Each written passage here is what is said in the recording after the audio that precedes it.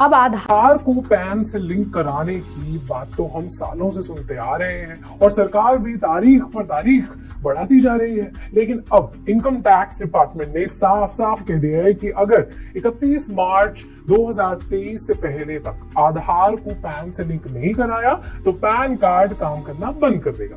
Pan card के काम बंद होने का मतलब समझते हैं? इसका मतलब कि पैसों से जुड़ा आपका कोई भी काम नहीं हो पाएगा।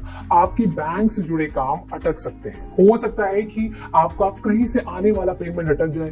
वैसे आप केवल एक SMS भेजकर अपना पैन और आधार लिंक कर सकते हैं। सो डोंट वरी, मैसेज में आपको लिखना है UID पैन स्पेस आपके 12 डिजिट्स का आधार नंबर स्पेस आपका पैन नंबर और उसे भेज देना होगा 567678 या फिर 56161 पर।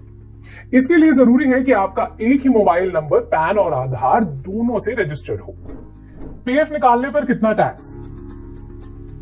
अगर आपका PF अकाउंट और पैन कार्ड आपस में लिंक नहीं है और अगर आप PF अकाउंट खुलने के 5 साल पूरे होने से पहले अपना पैसा निकालते हैं तो आपको टैक्स देना पड़ता है। अब तक ये टैक्स 30% तक लगता था, हालांकि 1 अप्रैल से इसे घटाकर 20% कर दिया गया है। वैसे अगर आपका PF अकाउंट आपके पैन से लिंक है तो ये टैक्स घटकर 0 हो जाएगा। पर ये टैक्स देना ही क्यों? अपना PF अकाउंट पैन से लिंक कर लीजिए। इसके लिए आप 2 काम कर सकते हैं। एक तो अपने दफ्तर के अकाउंट्स डिपार्टमेंट में जाइए, वो आपका काम या तो करवा देंगे या आपको पूरी प्रोसेस बता देंगे, या फिर कंप्यूटर के साथ पहुंचिए EPFO की वेबसाइट पर। वहां लॉगिन कीजिए, अकाउंट्स मैनेजमेंट ऑप्शन में जाइए और वहां पर अपना KYC अपडेट कर दीजिए। इस एक्स्ट्रा टैक्स की टेंशन खत्म हो जाएगी। इनकम टैक्स का भी बदला मिजाज। तीसरा बदलाव है इनकम टैक्स से जुड़ा। 1 अप्रैल से new tax regime default tax regime हो जाएगा। पुराना वाला टैक्स सिस्टम भी चलता रहेगा, लेकिन सरकार ने नए टैक्स रिजीम में काफी प्रॉमिसिंग बदलाव किए हैं। टैक्स स्लैब्स बदल गए हैं। इसके साथ ही 3 लाख तक की इनकम अब टैक्स फ्री हो जाएगी। वहीं अगर आपकी टैक्सेबल इनकम 7 लाख रुपए तक की हो तो नए टैक्स रिजीम में आपको कोई टैक्स नहीं देना पड़ेगा। कंफ्यूज मत होइए, कमाई टैक्स फ्री होने और एक तय कमाई तक टैक्स नहीं लगने में थोड़ा अंतर है। वो अंतर अच्छे से समझने के लिए आप इनकम टैक्स पर हमारा वीडियो देख सकते हैं, लिंक हम आपको डिस्क्रिप्शन में प्रोवाइड कर देंगे। चैन से सोना है तो जाग जाओ। चौथा बदलाव सोने से जुड़ा। नींद वाला सोना नहीं, गोल्ड वाला सोना। सरकार ने साफ कर दिया है कि कोई भी सोने का गहना बिना 6 डिजिट के हॉलमार्क यूनिक कोड के बिना नहीं बेचा जा सकेगा। अब देखिए, हॉलमार्क यूनिक कोड इस बात की पहचान होती है कि आपका सोना असली है। अब देखिए, सोना ना एक करेंसी की तरह होता है। कभी भी पैसे की जरूरत पड़ने पर आप अपने घर में रखा सोना बेच सकते हैं और उसके बदले पैसे कमा सकते हैं। ऐसे में जरूरी है कि आप जो गहने खरीदें वो प्योर हो, वरना पुरानी बॉलीवुड फिल्मों वाला सीन हो जाएगा आपके साथ कि सोना बेचने गए और पता चला कि सोना तो नकली है। ये ना हो, इसीलिए सरकार सुनिश्चित करती है कि सोना असली हो। असली सोने की पहचान हॉलमार्क यूनिक आईडी यानी HUID से होती है। अब तक 4 डिजिट के HUID कोड के साथ भी सोना बिक रहा था, पर 1 अप्रैल से 6 डिजिट के HUID कोड वाला सोना ही बिकेगा। आप खुद भी सोने की शुद्धता की पहचान कर सकते हैं। आपको बस BIS केयर ऐप डाउनलोड करना होगा।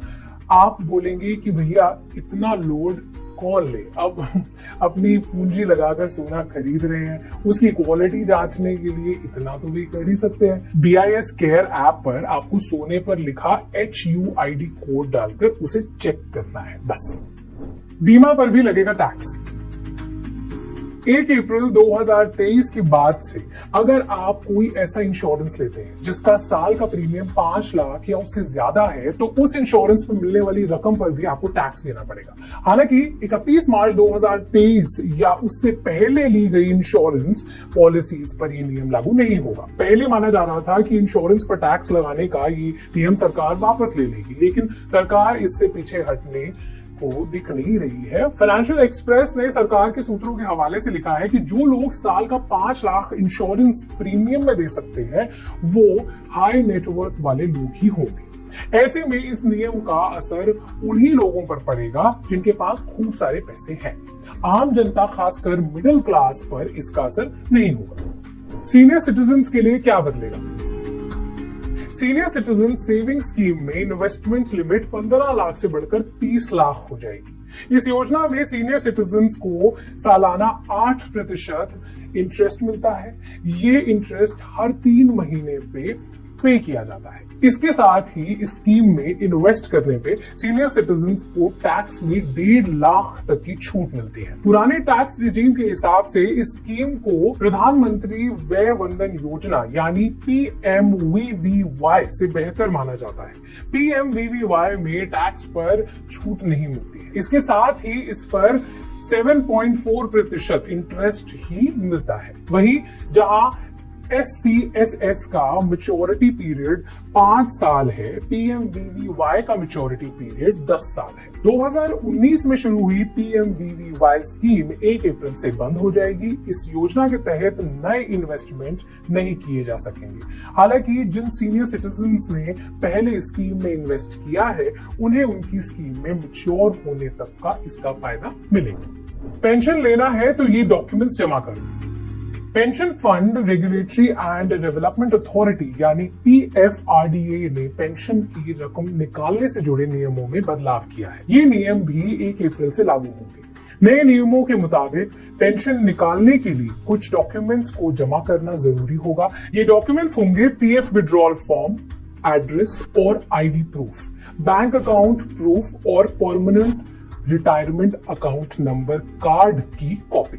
इन डॉक्यूमेंट्स के बिना आप अपने पेंशन को निकाल नहीं पाएंगे। तो ये थे कुछ फाइनेंशियल बदलाव जो 1 अप्रैल से शुरू होने वाले हैं। इसके साथ ही आपको बता दें कि 1 अप्रैल से ये सारी गाड़ियां जिनकी रजिस्ट्रेशन कैंसिल हो जाएगी वो है 15 साल पुरानी। तो अगर आपकी 15 साल पुरानी गाड़ी है, प्लीज नोट करें, ये रूल कमर्शियल और पर्सनल दोनों तरह की गाड़ियों पर लागू होगा।